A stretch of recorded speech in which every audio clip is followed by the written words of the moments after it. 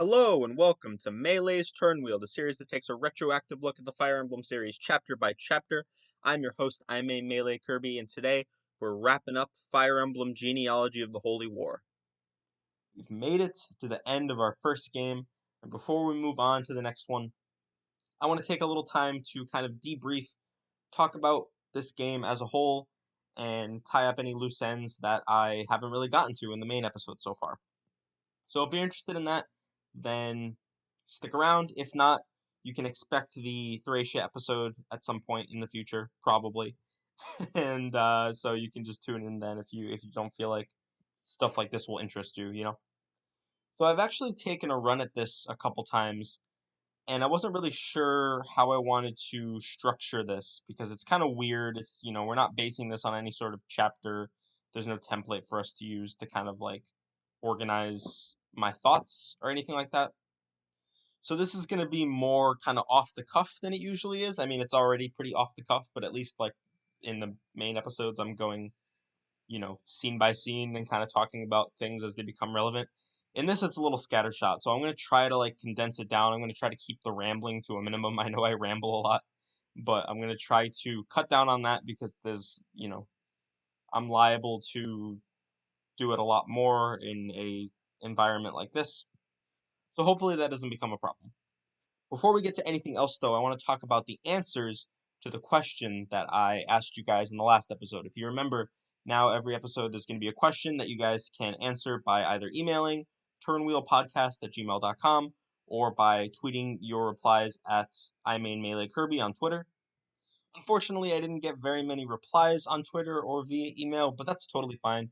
I wasn't expecting a huge amount of response at first, especially since the show is pretty small. Speaking of which, if you're new, welcome. I know that a few people have started listening ever since I posted on Reddit about the show, and I talked about it a little bit on Discord. So I've gotten like about a dozen people, at least tried out the podcast, which is nice. It's great to see. I hope you're enjoying it so far. I've heard pretty positive things from the people who have listened to it so far. I know it's a bit of a rough start, but if you've made it this far, I do appreciate it. So hopefully, with those boosted numbers, we might be able to get a little bit more response this time, but if not, that's fine. I got two answers over on Twitter. One of them is from @Biozilla, who said Lewin was their favorite character and kind of talked about the reasons why. They talked a lot about some of the stuff that I've said in the past too about how they're a very centralized character. They get a lot of screen time, and his character interactions were really fun. All of which I agree with. Lewin's a fantastic character. I already talked about why he's one of my favorites in this game, if not my favorite. So I wanted to kind of pad out the responses a little bit and get some more meat to talk about. So I asked some of my friends over on Discord who their favorite characters were, and I got a surprising variety in responses. I mean, there were a few that, kind of the usual suspects. I got Finn, I got Sigurd, Seliph, Lewin, those guys. But I also got some characters like Aranis, who is not a very well-defined character. Well, I shouldn't say she's not well-defined. She doesn't have a lot of screen time compared to, all those characters that I just listed off. So she doesn't have a lot of time to make an impression. So I'm glad that the person who said Aranis, they were able to get a lot out of her in the short time that she is relevant to the story. I also saw a few responses. I saw Lachesis, I saw Jamk, Layla, Altena, some of these characters. Altena is pretty important to the story, but for the most part, those are pretty. Uh, I don't want to say obscure because other than like the five characters that I've talked about, pretty much everyone in this game is kind of the same level of obscure. But I mean, those are definitely not answers that you hear every day. So I was very interested to see that there were some people who really like those characters, and I do too. I think there's a lot to like there. I think my one of my favorite characters, probably like my third favorite behind Tinny and Lewin, is God, what's his name? He's my favorite character. I can't remember his name. Holland. I've talked in episode 2 or episode 3, chapter 2, about how much I like Holland and why I think he's a very underrated character. So I think there's something to be said for, especially in these older games, characters that don't get a lot of time to have their personalities fleshed out, and they don't have like a bunch of supports that go into detail about their backstory and stuff like that. But honestly, sometimes you don't need all that. Sometimes you just need a strong introduction that makes a good impression and someone who resonates with you enough, you know? And I think it's going to be a little bit of a shame seeing that go away I mean, it's going to be the same in Thracia, but then starting with FE6, we're going to have supports in pretty much every game starting with FE6. So there's not going to be a whole lot of those characters anymore, which is a bummer. I think generally it's a good thing that we moved away from that. So I'm not saying that I want to go back to that level of characterization, but I just think there's some charm and some novelty to that. You know what I mean? So anyway, thank you to anyone who responded to me on Twitter, or if you are listening and you responded to me on Discord. Thank you very much. I very much appreciate it. And yeah, so for this time, my question is going to be a lot more open ended because it's something that I'm curious about. I want to know, what are your guys' thoughts on Seliph and Sigurd as characters, and kind of where would they rank for you in terms of Fire Emblem protagonists? You don't have to like give a specific number, but like, are they some of your favorites? Are they your least favorites? Somewhere in the middle. What are your thoughts? Because I'm going to talk a lot about Seliph and Sigurd today, and I want to know what your guys' thoughts are because I mean, people talk about Sigurd as being one of the best protagonists in the series, and I'm curious what you guys, would you agree? Why? And Seliph kind of gets written off as being more generic. Does anyone agree with that? Disagree with that? You know. So leave your thoughts on Twitter. Again, at I'm a Melee Kirby, or email me at turnwheelpodcast@gmail.com. I will be checking those frequently. They'll also be in the episode description too, so you can just go and look them if you want. So originally, I was going to start this off by talking about, in more depth, the interview with Shozo Kaga that I mentioned way at the beginning, episode 2, I think. This time, actually, episode 2, chapter 1. I mentioned that there was a interview with Kaga that I found really interesting, and I did, and I wanted to talk more about it. But the reason I decided not to do that is because most of what is in there is stuff that's already kind of common knowledge in the fan base. And for me, it was more so interesting seeing the source of a lot of like common knowledge things that you kind of just take for granted, like details about the game that people always say, "Oh yeah, Kaga said this, Kaga said that," and I just kind of always assumed that they were telling the truth. But it was cool to see the actual interview where stuff like that comes out.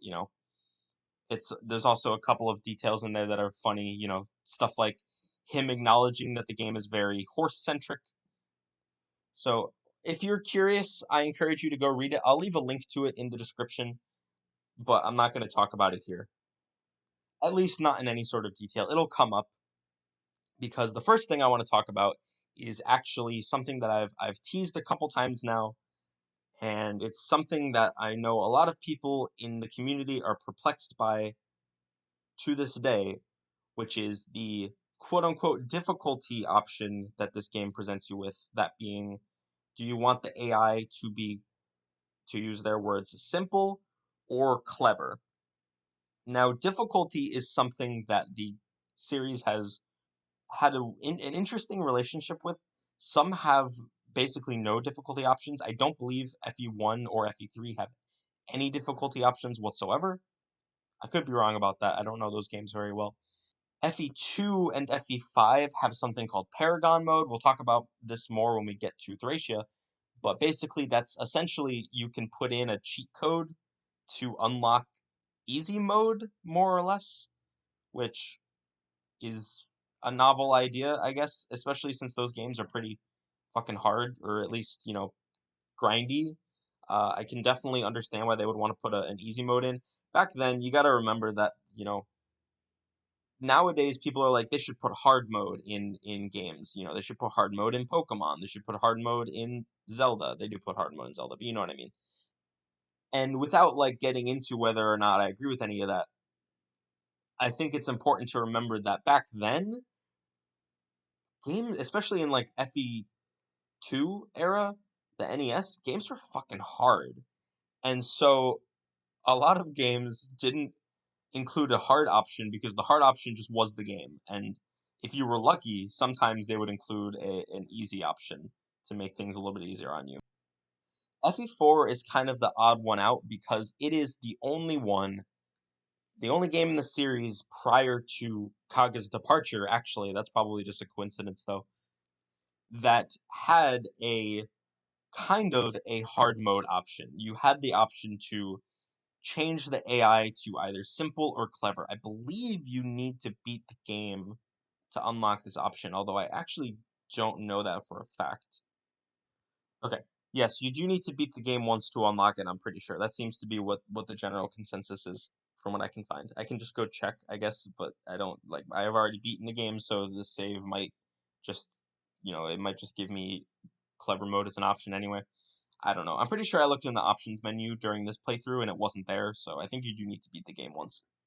Anyway, I've never really known what the fuck this option did, and whenever I see someone playing genealogy that like turns it on or like messes with it, I always hear them say like, I don't really know what this does, but it seems to do something, so I'm gonna keep it on. Well, I believe that I've figured it out.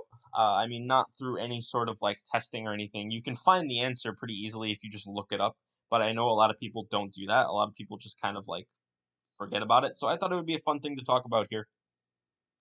It also ties back into the Kaga interview I was talking about. As I said, it is going to come up because in that interview he talks about how he designed the game so that characters with high leadership stars, which is a stat that commanders of armies and things have, basically that the more leadership stars a boss has, the better the AI of their sort of lackeys will be. In that interview, he actually brings out the Cross Knights as an example because Eldegon has really high leadership stars, and so their AI is really good.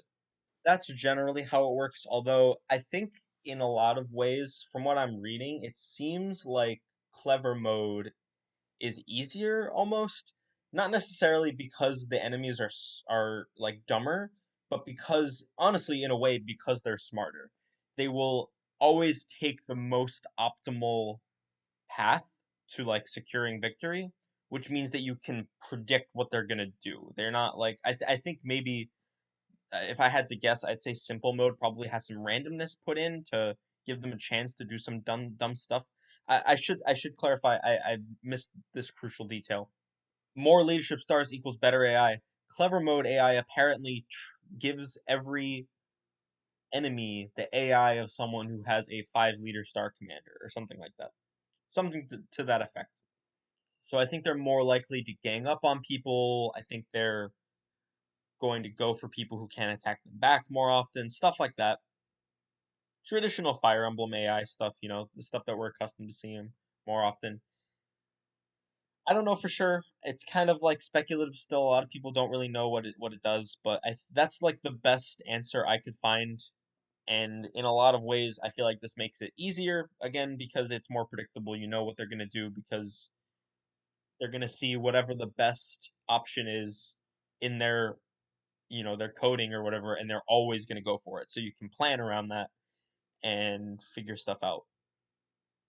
I don't know. It's interesting. Definitely a very unique way of doing AI. I don't know if this. I mean, I know clever mode AI doesn't come back in Thracia, but there are leadership stars in Thracia, and actually also Radiant Dawn. So I have to wonder if AI is ever in any other game tied to leadership stars. I'll have to look into that when we get to those games. So as far as the difficulty option goes, it's not really what the series would eventually go to.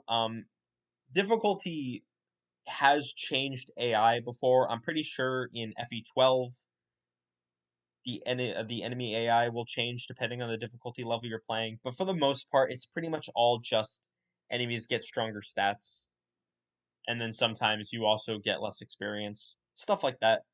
Pretty simple, and I can't say that I definitely think that way is preferable, but I have to give this game credit for coming up with a very unique difficulty option that people are still trying to figure out to this day because they're not really sure what the difference is. I think that's the big takeaway, right? Is that most people playing through the game can't even notice the difference.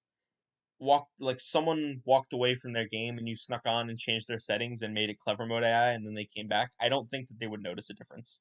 I think that that's really the biggest takeaway here. So take from that what you will.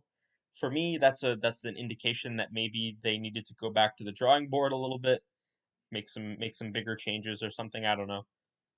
The other thing I wanted to talk about before we got any further is that this game is the first game in the series to introduce the ranking system, which has become something of a series staple. I don't think they have it anymore. I don't think that they put it in the newer games. I'm pretty sure the last game to have it was like FE12 probably, but it's come in and out of fashion with the series. Essentially what it is at the end of every playthrough you are ranked, given a score from, I mean, I think it varies, but usually from like D to S or C to S. Sometimes it's represented with stars, stuff like that. Basically the idea is that the better you do in certain areas, the better score you get. The areas, I believe, also change from game to game, but they're usually something like tactics, which is how many turns you take, survival, which is how many of your characters die, experience, which is how well you're able to spread out experience over your whole army, and funds, which is how well you spend your money and how well you use your resources. This is something that is significantly better documented, especially considering that it's in like every game. So we kind of know generally what the deal is. In FE4 specifically, some of the requirements are a little ridiculous. Like I think in you need to get an S rank in experience, you need to get every character to like level 25 or something like that on average. It's crazy. Only 3 characters can die the entire game and they track resets. So resets from like in like autosaves. So if someone dies, you need to reset the whole map basically if you want to maintain that S rank.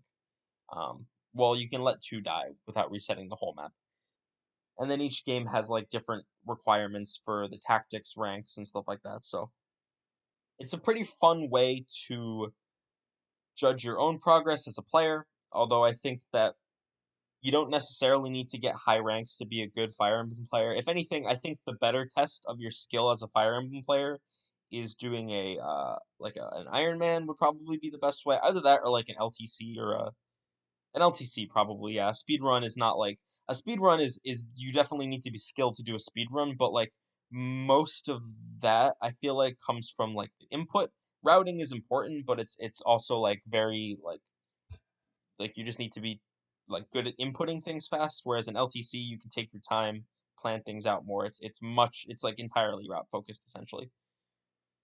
Or an Iron Man. I think an Iron Man is probably the best way to like really like if you want to improve at playing Fire Emblem, just do Iron Man runs and you'll get the hang of it pretty fast. I don't think that doing a ranked run is the right way to go about getting better at Fire Emblem because you will end up spending like 60 turns in the arena fucking grinding up characters to level 25. For what it's worth, my rank I think was like C. I think I got probably D tactics to be honest. But like C funds probably. I don't remember exactly what they were. I remember I got a C overall, which I believe is the lowest you can get. So no, I got a B, I think. I don't remember. I've never claimed to be good at Fire Emblem. In fact, I've said the opposite on numerous occasions that I'm very bad at Fire Emblem. So don't expect my rankings to be anything crazy. It's interesting too because ranked runs for a while used to be the standard for like judging how good a character was is how well they help you get like S ranks and stuff, which is really weird in today's, kind of fan based culture thinking back on because now it's usually like does this character save you turns? That seems to generally be the mindset, which is part of a ranked run is obviously tactics and getting a low turn count. But usually the tactics requirements are pretty generous, and unless you're like taking a really long time, grinding, killing all the enemies in route maps and stuff like that, you'll probably get a decent tactics rank. So it's not really the best metric of who's best at saving turns. I also think that there's a lot to be argued about, that metric of what characters save turns being flawed. The kind of the thing that people have settled on right now is a very nebulous sort of somewhat efficient playthrough. There's not a very consistent metric to judge how good characters are. Especially we don't have anything like Smogon for Fire Emblem characters, which would be really fun now that I'm thinking about it. Although it would be kind of useless since it's a single player game anyway, except for Fates, I guess. Anyway, I'm getting off topic. It's just part of the fandom that I found interesting. I was not part of the fandom around that time. I got into it with not with Awakening. Like Awakening was not my first game, but like Awakening is what brought my attention to the series. So I didn't play it until it basically got popular already. So I'm not like an expert on like the old Serenus Forest forums and stuff like that. So it's possible that stuff I'm saying is wrong, but this is just generally what I've seen and heard being talked about over the years. All right, with those two things out of the way, I think we can safely move on to our general discussion about the game. And I wanted to start with a concept that I've brought up once or twice now, I think, that has only become more and more true the more I've thought about it, the more I've you know thought about the game as a whole, and that is the concept of micro planning versus macro planning, or micro strategy versus macro strategy, whatever you want to call it. There's other words you can use too that maybe don't even include micro or macro. But basically, it's this idea, this line that I drew between two distinct types of strategy in really any strategy game, but I don't really play strategy games outside of Fire Emblem, so I'm going to talk about it more so in the context of Fire Emblem. So, micro strategy is what I use to refer to things like your turn by turn plays, or even like your overall plan for a map, right? Because there are like multiple levels to this, right? And micro can mean whatever we need it to mean for the situation. But it's basically your moment to moment decisions. You look at a map and you're like, okay, I'm going to do this, I'm going to do that, I'm going to do this. I'm going to put these items on these characters, and I'm going to send them to these specific places. And sometimes you maybe need to think on your feet a little bit. One of your characters maybe gets hurt or gets crit unexpectedly, and you need to detour your healer to go fix them up. Or maybe you get jumped by some reinforcements you didn't know were coming, and now you need to get your Worm Slayer over to the other side of the map. Stuff like that. That is what I'm referring to as micro strategy, and macro strategy refers to.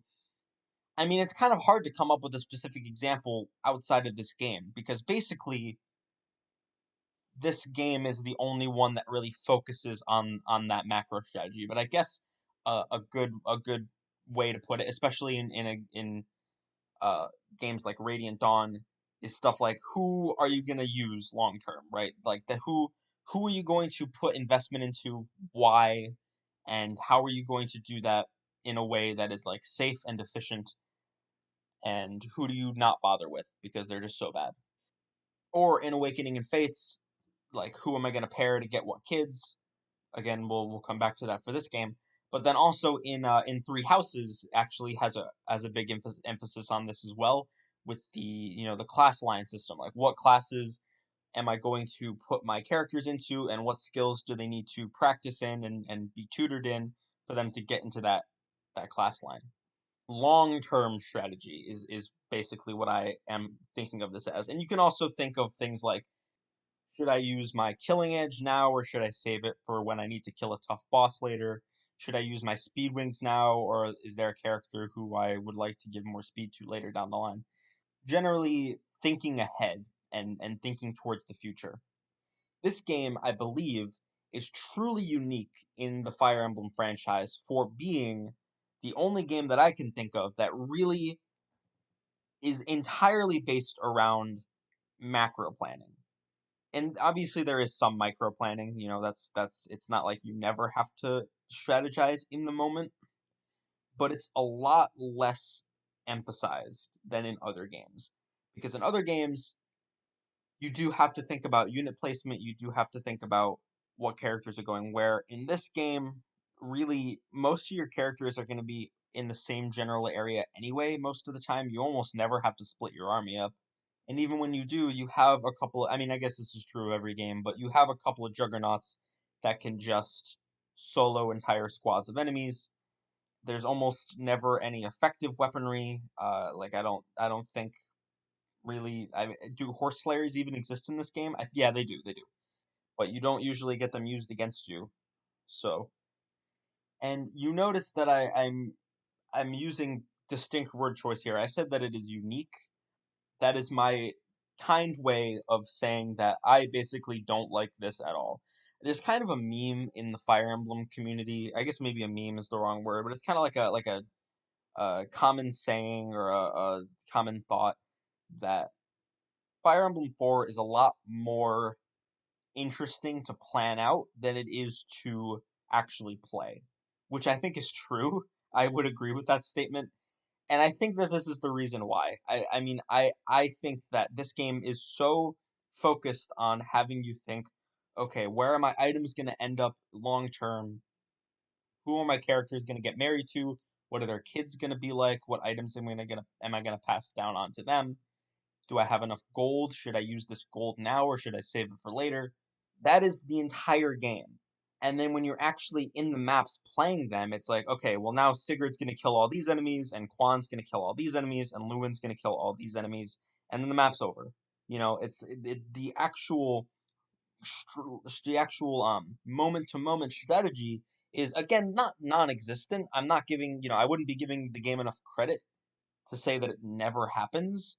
There are instances like I've said chapter 9 is a good instance of this, chapter 7, chapter 3 has a couple, but it's much much less common than the other games in the franchise. Not to say that the other games in the franchise don't have this. Again, I mentioned small instances of it in every game, but then especially in Awakening, Fates, and then Three Houses, they have entire systems in them to encourage macro planning.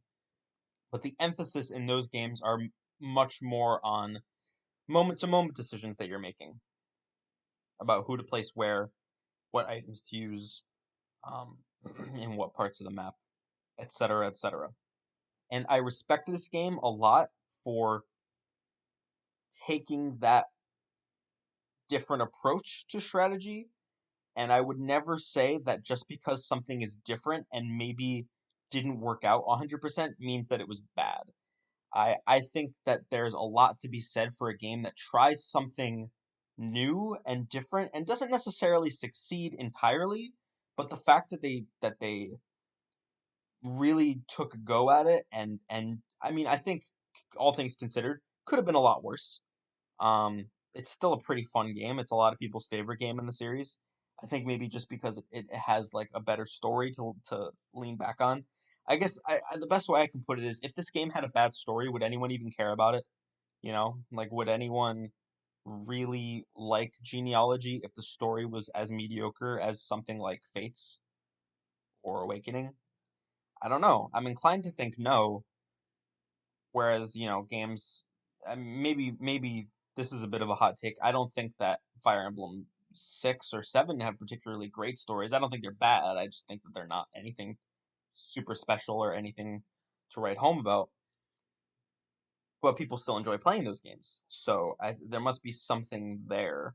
And maybe I'm wrong. Maybe people would really like this game if the story was bad, but I never hear anyone talk about, man, and maybe I'm wrong. Maybe I'm not giving the game enough credit. Maybe people would like it even if the story was bad. I'm not sure, to be honest. But that's just my inclination is that it probably would not be as well regarded, not nearly as well regarded.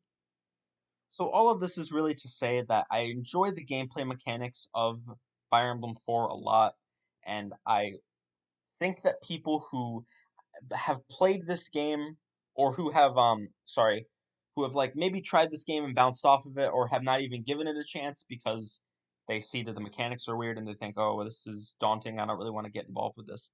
I think that those people should really give this game a chance because it will almost certainly surprise you. I know it surprised me. I didn't want to play it at first either. I thought it was really weird. I didn't like anything that I was hearing about it. Like the inventory management system was weird and wonky, and the huge maps were daunting for sure. But I tried it, and I think that I got a really great experience out of it.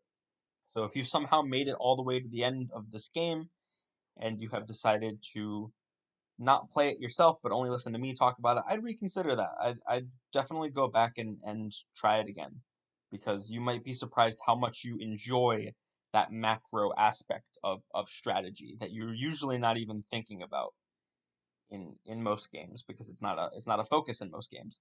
However, I definitely think that as a series trend, I don't think I would like to see this sort of style of game come back. I definitely prefer it when the games are more focused on micro strategy, or honestly, the best of both worlds is when they're kind of a mix of both. I think Three Houses is a great example of this. Not to say that Three Houses isn't flawed; it absolutely is. But in terms of even in terms of gameplay, it's flawed. I think the map design is pretty bad in that game. But in terms of what I'm talking about here with the micro and macro spectrum kind of strategy, they really fit a nice middle ground where you are thinking about things on the fly and moment to moment, but you're also planning things out long term. You ever say a word so much that it loses all meaning to you? That's what's happening with me right now with micro and macro. So I'm gonna move on from this topic. I think you guys get my point. It's a great game in terms of gameplay, but I don't necessarily agree with the direction it took and would not necessarily like to see it come back. The other thing in terms of gameplay I want to talk about is the map design, only to basically briefly say that this game has really bad maps. I've kind of gone back and forth on what maps I think are the best in this game. I said it ended up being Chapter 3, and I said pretty early on that it was going to be Chapter 3, like I knew Chapter 3 was going to be my favorite going in. And there were a few maps that managed to surprise me. I think Chapter 7 was another one that I enjoyed. Chapter 9 caught me by surprise. I think even Chapter 8 and Chapter 6, most of the Gen 2 maps, again, I don't know why that's an unpopular opinion. I think people prefer Gen 1 maps in general. I don't really get it. But for me, most of the Gen 2 maps were pretty good by this game standards, which is to say not that good. I even mentioned this in my episode 4, Chapter 3 episode, that yes, Chapter 3 is my favorite map in the game, but it is not one of my favorite maps in the series. It's just really the best of a bad lot. Not even to say that all the maps are bad, just that some of them are bad. Some of them are very, very bad, but most of them are just forgettable and completely bland slogs through forgettable environments, doing forgettable things. And I think this really ties back in with the, oh God, I have to say it again, don't I? The micro and macro thing I was talking about earlier, because I think that part of what makes a good map is how much does it test your micro strategy? Are you able to, or does it require you to plan out, a strategy of attack and think on your feet, etc., etc., all the same things I've been saying, and this game almost never does that, and Chapter 3 is the best probably because it makes you do that the most. It has you split up at the beginning to defend your castle, and then at the end it has Tiltu and Claude and Brigid kind of off on their own. That's a place where you have to do some micro strategy for sure. So yeah, you can definitely see how all of these things kind of tie into each other. I mean, just think of your favorite maps from the series, think about why you like those maps, and it probably has something to do with it causing you to have to come up with fun, interesting strategies. Because that's what Fire Emblem is all about, right? So I think that you guys are getting what I'm trying to say here.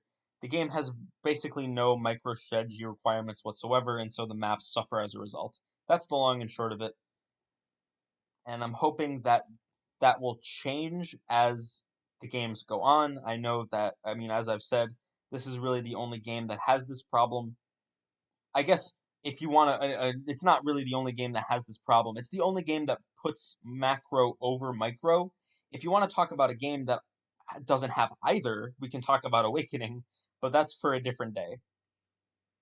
I guess Awakening does have kind of the macro stuff with the children, but I don't know. It's not nearly as emphasized as it is in this game, in my opinion. So with that out of the way, we can talk about the thing that everybody loves about this game, that everyone always talks about in reference to this game, and that is, of course, the story. Now, if you've been listening to the podcast every episode up to this point, you probably already have a generally good idea of what I'm going to talk about.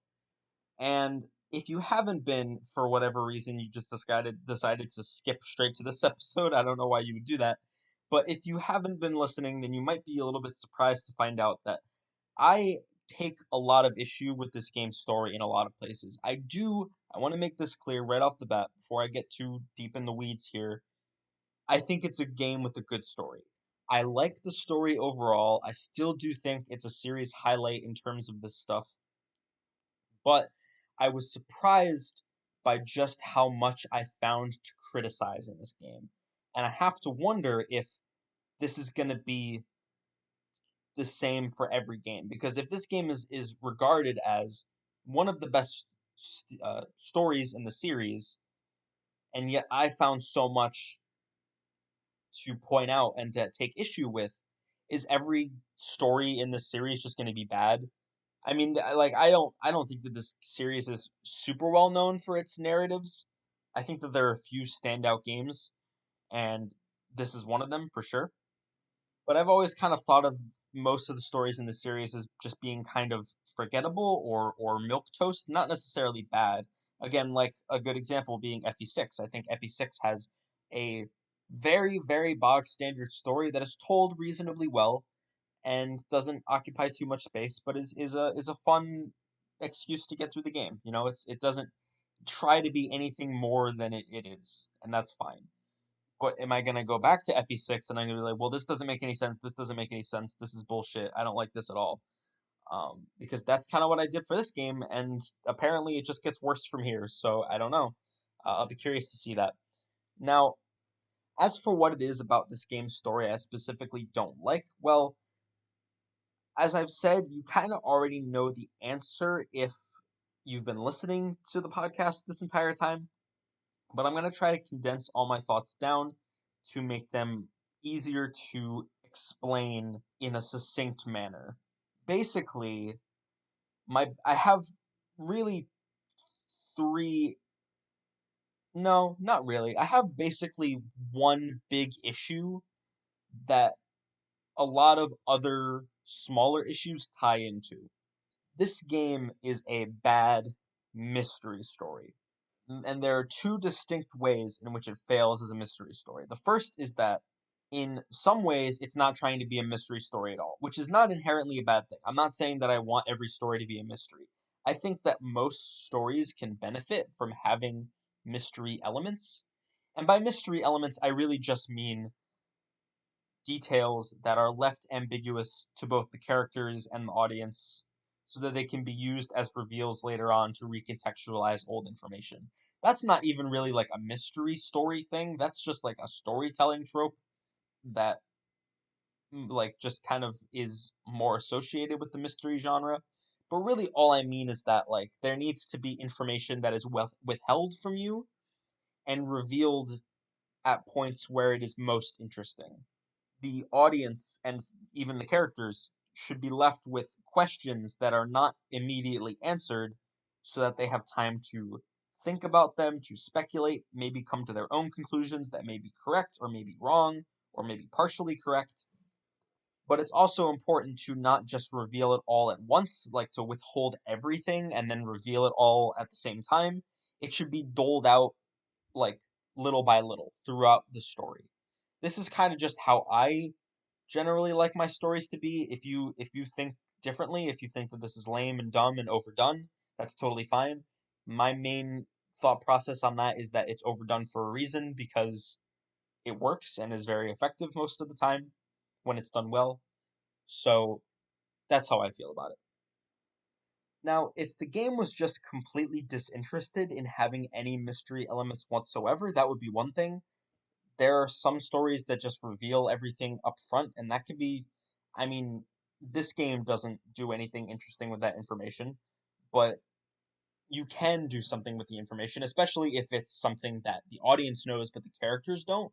That can be interesting. You can do stuff with that. Again, this game doesn't really. But the main problem that I have is that this game does have mystery elements to it. It keeps information from you. It just does it badly. It's both all withheld and then revealed all at the end, and then most of it doesn't even like recontextualize anything in the story at all. What I'm referring to is the Darna and Holy Blood stuff. And this is something I've complained about in the past, how the game never properly explains to you until the very, very, very end how Holy Blood works. What is Holy Blood? Where does it come from? What happened at Darna? Why is it important? Who is affected by it? How it is still affecting the world today, basically.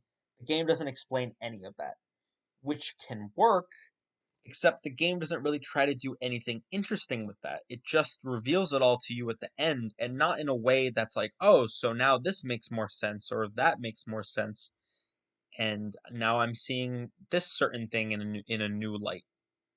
It doesn't do any of that. It just is a big exposition dump at the very end of the story. Meanwhile, the actually potentially interesting mysteries that would recontextualize previous events if critical information was kept from you are things like what's going on with Deirdre? Who is she? Why is she important? Why are they hunting her? Who is Arvis? What are his thoughts and feelings on the whole situation? That part is kind of left ambiguous, but like, is Arvis a villain? Does he know what's going on? To what extent is he being tricked by Reptor and Langbolt versus how much is he tricking them? What's his relationship with Manfroy? Does he even know what he's being like set up to do? Some of that stuff is left ambiguous, like I said, but I think the best example of how ridiculously far the game will go to make sure you're never wondering about anything is in chapter 2. One of like some random NPC dude starts talking to Sigurd about some backstory, and it's talking about like Deirdre's mom was like with a like a person from Veltamer who is Arvis's father. And in my head at the time, I was like, oh, that's really interesting. They're kind of like dropping hints that Arvis is like the other person they need to complete their plan. And then two sentences later, they reveal it explicitly that that is exactly what they're trying to say. And then also, like one cutscene later, we know that Arvis is in on it and that Manfroy has told him everything. It's like, it's again, they don't have to keep that stuff secret, but if they're going to withhold information from you, why is it the critical core building blocks of how the society in this game is structured? Why is it the fundamental mechanics by which the world is governed? Holy Blood is a big deal, and it's not like the characters don't know how it works. Everyone knows about the miracle at Darna. It's taught to children. At least like Seliph and stuff know about it. Most people don't realize that they're dragons, but that part, I mean, if we learned more about Darna at the beginning of the game, and then at the end it was revealed that they were dragons the whole time, that could be interesting. That would be like, whoa, this new information that we just got has put this other information that we've known the whole time in a new light. Instead, we're told about Darna, and then in the same cutscene, I'm pretty sure, told that they were all dragons. So we don't even have time for the information of what happened at Darna to sit with us and to, you know, for us to think about it and come to our own conclusions. It's just all given to us at once. There's multiple ways you could have made this better. I think, again, some of the big ones, obviously, take out the explicitness of Arvis being Sijin's son. Take out the cutscene between Sigurd and Deirdre that most people aren't even going to get anyway. Like, if even if you want to make it like explicit for the audience but not the characters, you can do that. That's fine. Leave the cutscene of Manfroy explaining it in chapter 1 and just take out the conversation between Sigurd and Deirdre about it so that Sigurd has plausible deniability. Yeah, I mean, that's pretty much the long and short of it, is that the game both gives you too much information and not enough. It's like it makes an effort to conceal the wrong things, and I don't want to like speak with any sort of objectivity because I know people have different preferences on what they want in their stories, but this just seems like really weird on a mechanical level. Again, just kind of basic storytelling concepts of reveal information in a way that recontextualizes old information. Those ideas are completely non-existent here. You get it all revealed to you at once at the end with the Holy Blood stuff, or you get it all revealed to you at the beginning with the Arvis bullshit. So that's really my biggest problem with the game. There are a few smaller things. I've talked about like a lot of nitpicky stuff, like Bridget's situation not making a lot of sense, Altena's situation making, or Arion's situation not making a lot of sense, stuff like that. But that's all really minor stuff. I don't particularly care about tiny details like that.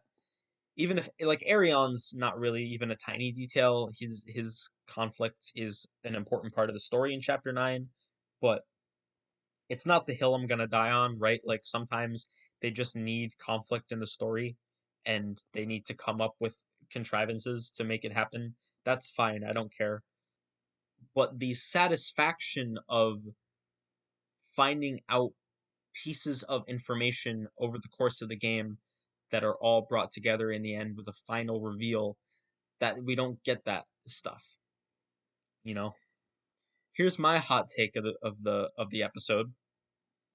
I think that Gen 1 is only interesting because sad things happen to people, which is not even like a criticism, you know? Like a story can have its emotional weight hinge on tragedy, you know? That's fine. That's not a bad thing. But people are like, this game has an amazing story. It's so rich with detail and meaning, and it's so interesting and political, and I just don't see it at all. Like all the politicians, quote unquote, in this game are fucking evil mustache twirling villains. One of them literally has a monocle. One of them has a fucking monocle and says like, "We're going to frame Sigurd's father for murder," and then fucking the other guy comes in and he's like, I'm gonna kill him with my big axe. You know, like those are the villains. This is not a highbrow fucking political commentary, right? And it doesn't have to be, but people talk about it like it is. I don't understand. It's fine for the story to just be like bad things happen to Sigurd and we feel bad for him and like that's emotionally satisfying, you know? Like that's fine. It's okay for the story to just be that. You don't need to hype it up as like this, this political drama that it really isn't. You know, like the closest it ever comes is chapter 2, which I've talked about like negatively in the past, and I actually think I've kind of come around on it more now. But in those past episodes, or I guess that's just that one past episode, I talk about how there's no intrigue there. The politicians and the lords and nobles and stuff are just like killing people for their own gain. That's not like, that's not high level political maneuvering. That's just greedy nobles being assholes. That's not like a unique concept, not even in the Fire Emblem series. That happens a lot. You look at characters like Desai from Echoes. Fucking Gaiden did Desai was originally in Gaiden. This game fucking didn't even do it first. Gaiden did it first. Gaiden did everything first. But yeah, or you want to talk about like actual interesting politics in Fire Emblem, Micallus in Fire Emblem 1 and 11 is great because he's a born leader and he uses his charisma and his talents and his leadership skills to lead his people into a conflict that ends up killing a lot of them for like a cause that is very unjust. And like Minerva has to struggle with the fact that yes, like he is a better leader and a better ruler of our country than I am, but he is doing the wrong thing, and so I need to take this power away from him, even though he's the one who would like use it best if he would just stop being an asshole. That is a great story of both political intrigue and also like family drama kind of, and it's a great commentary on Minerva's character, and it's fantastic. This game doesn't have anything like that. This game doesn't have but at best it has like Tiltu and Lex and Azel having to come to terms with the fact that their family members are evil and they have to like kill them. But they don't really do anything interesting with that. Azel and Lex have a conversation where Azel's like, "Yo, dude, you just killed your dad. Are you all right?" And Lex is like, "Yeah, it's fine, whatever. I didn't really like him that much anyway." Like it's not Tiltu's focus on being Reptor's daughter is more so in the context of her not being liked by other people, which may not even be true for that matter. That might just her being like paranoid. So that's not even like interesting in that sense because she's probably wrong anyway. The emotional weight of Gen 1 is that tragedy after tragedy befalls our heroes who are just trying to do the right thing and cannot catch a break. That is fine. That is totally okay to base an entire story around, and it works. Sigurd is a great character because you sympathize with him, and you're like, holy shit, he is a good dude just trying to do what he thinks is right, and the world is just dicking him over and over and over again, and that's a bummer, and you feel bad for him, and that's why he works as a character. I talked about this in a previous episode. I don't remember which one it was, but I said I think the only reason people like Sigurd is because bad things happen to him.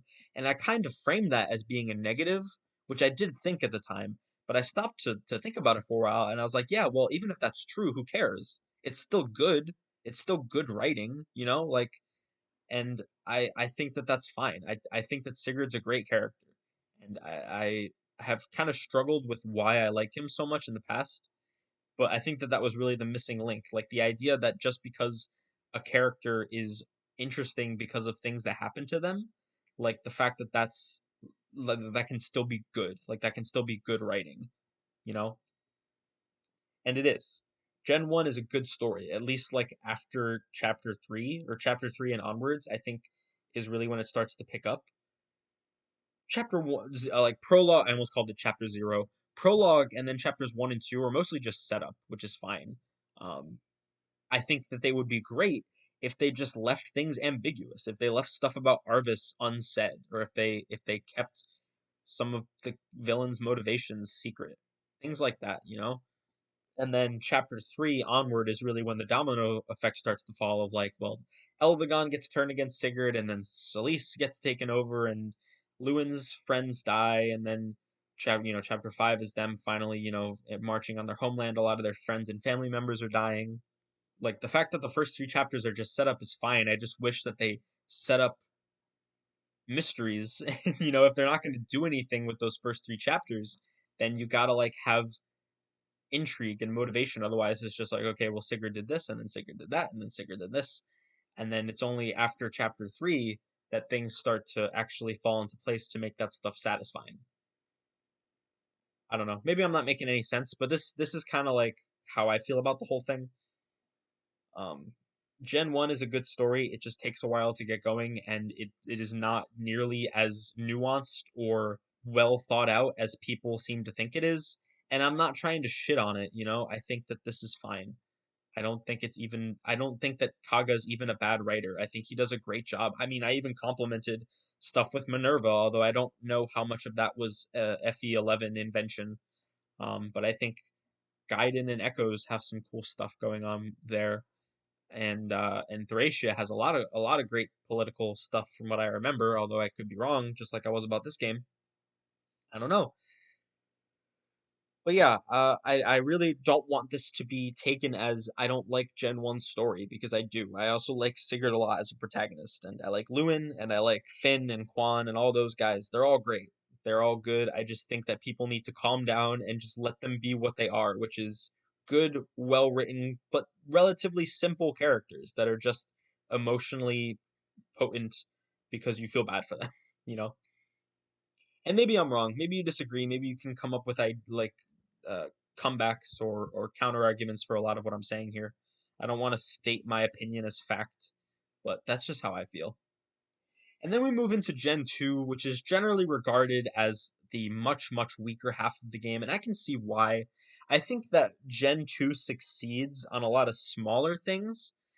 The setup of Chapter 6 is good. It really introduces a lot of concepts that are going to be relevant throughout the game, which I don't think that prologue really does.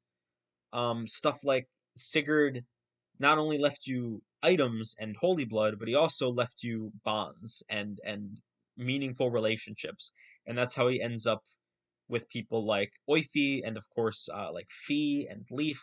All these people join him because of his father's legacy, and that's a concept that's set up in chapter 6.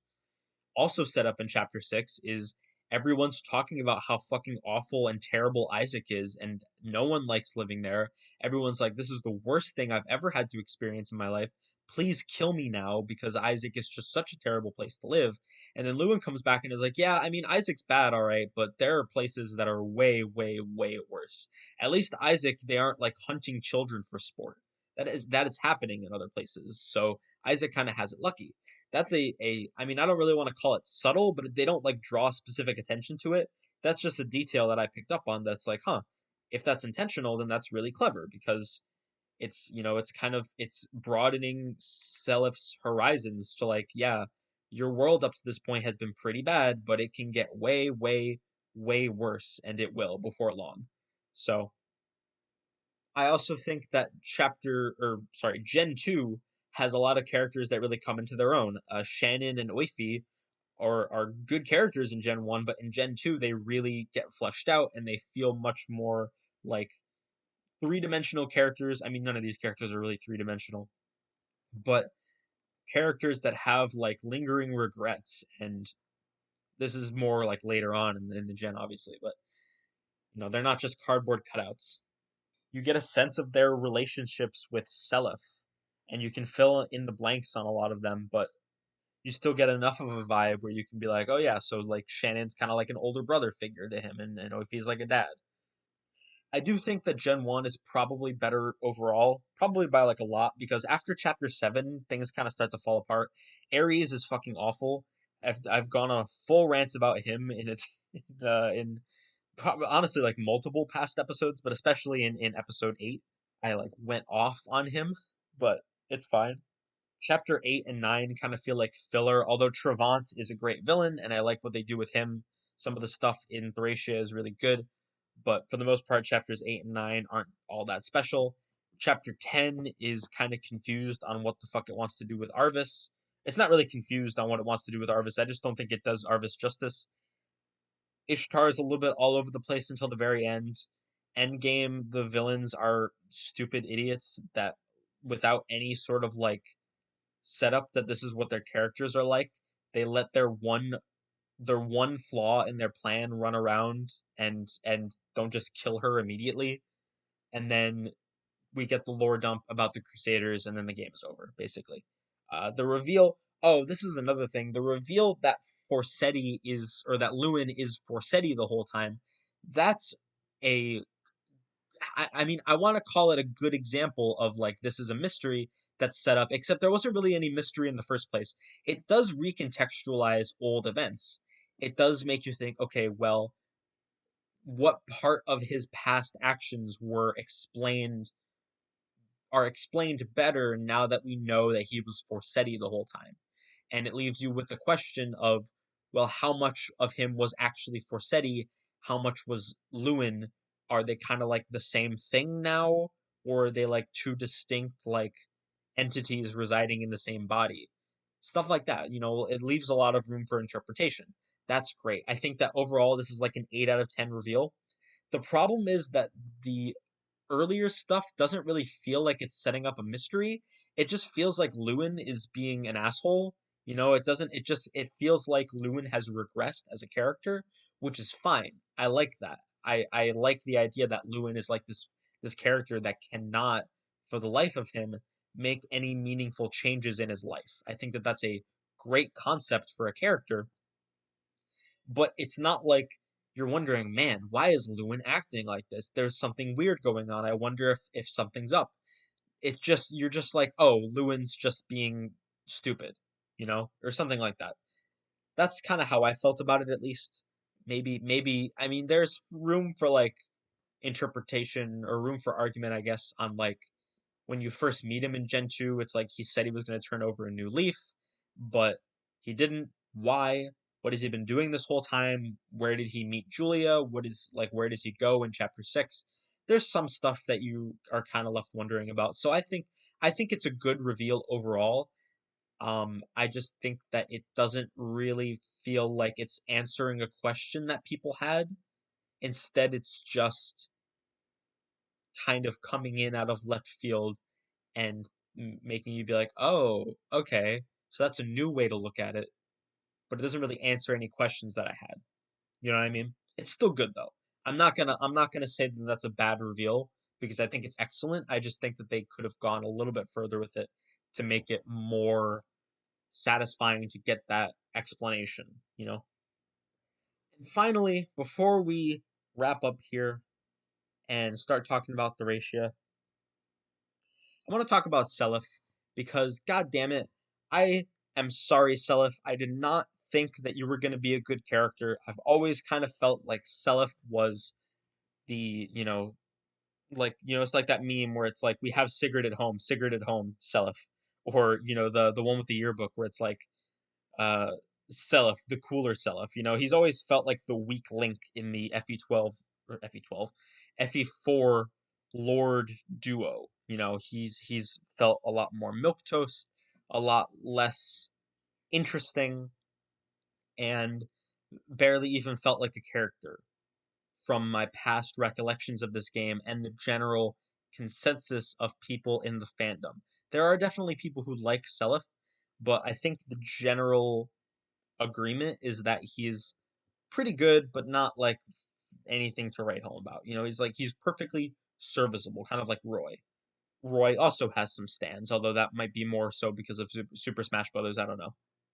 And I just have to say, I am very sorry, Seliph, because I could not have been more wrong. I love Seliph in this game. I think that he is definitely a lot blander and a lot more milquetoast than other lords in the series, especially like Sigurd. But if you look at the kind of like quote unquote bland lords that people talk about and people kind of say are lame or forgettable, you get characters like Roy, like I said, or Lynn, Erica, usually the girls, unfortunately. But Micaiah, I think, is not as well liked. Marth, even, I think people kind of talk about even Eliwood, to be honest. You know, and I don't remember all those characters very well, and I'm almost certain that I'm gonna go through their stories and have like a moment like this where I'm like, damn, this character is a lot better than I gave them credit for. But based on my thoughts right now, Seliph is like that concept, like a traditional fantasy lord type character, like a do good character, but done excellently.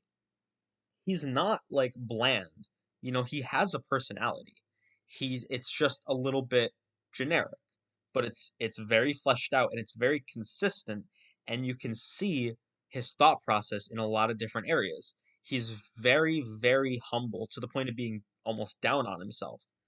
And he gives a lot of people credit for things that, I mean, not even necessarily that he does, but he doesn't often take credit where it would be like reasonable for him to take it. He's very focused on how other people are going to help him. He cares about his friends, but he's also willing to make sacrifices when he needs to, as shown in chapter 7, when Lewin is like, hey, we might lose people on our way to get the shrine. And he's like, yeah, you're probably right, but we got to do it anyway. He's incredibly down to earth, has a wonderful relationship with Oifi and Shannon, is incredibly proud of his father and trying to live up to his legacy in a way that I think Leaf is honestly, Leaf and Seliph have that in common too, where both of their fathers have, if you want to look at it at the face of it, pretty questionable ideologies.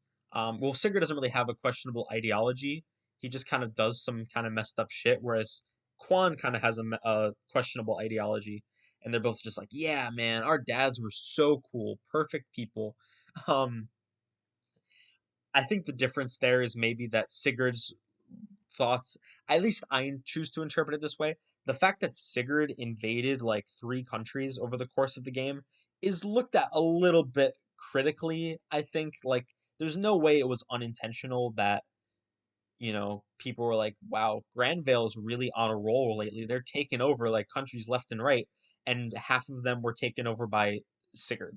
So that's got to be at least somewhat intentional. Quan, I think they just genuinely thought that what he was doing was super good and right, which has a lot of implications that we don't have to get into right now. I talked about him a little bit last episode, but I'm getting off topic. He has a good relationship with Leaf, just generally a great, great guy. And I loved seeing him just doing his thing. His moment with his parents in chapter 10 is not good. I've talked about that. That is like I've said Gen 1's still good. I just don't think it's as good as people say it is. I don't think that this is good at all. I think that the bullshit with the ghosts in chapter 10 is at best really cheesy, and I think at worst is just like fails to be emotionally resonant at all. There's nothing there that makes me be like, oh man, I'm really glad he got this last moment with his parents. They're just kind of like nagging him, kind of. It's kind of fucked up. But that's kind of why I came up with my own headcanon that like it's in his head, because as lame as that sounds, it fits with his character really well. It's all stuff that he already thinks about himself, and he isn't being challenged on anything like I feel like, his parents would be challenging him on. If they wanted to do a teaching moment for Seliph at the very end, then have his parents challenge him on something that he doesn't already think. Whereas everything they say to him is stuff that he already believes, and they never say that they're proud of him because he is the type of person that does not have like he does not feel like he needs to be rewarded with the pride and the acceptance and approval of others. He's just doing it because he feels like it's the right thing to do. So the fact that they don't say anything like praise him at all totally fits if it's in his own head. I've talked about this in the chapter 10 episode, so I'm not going to get too far into it here.